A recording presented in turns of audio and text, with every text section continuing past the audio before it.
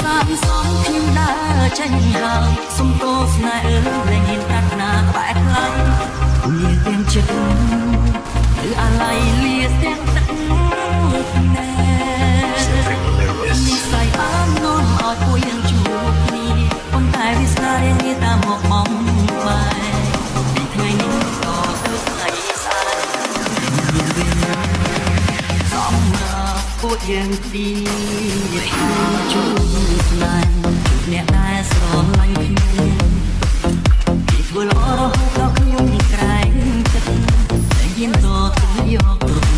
យ៉ាង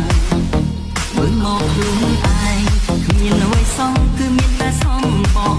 ប្រាតែគេវិញសែនធូរហួងស្មាមានអារម្មណ៍ថា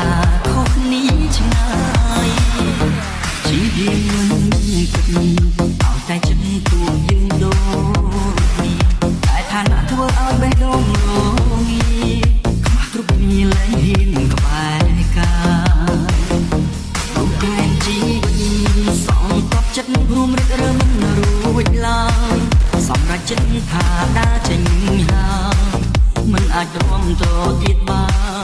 នទេ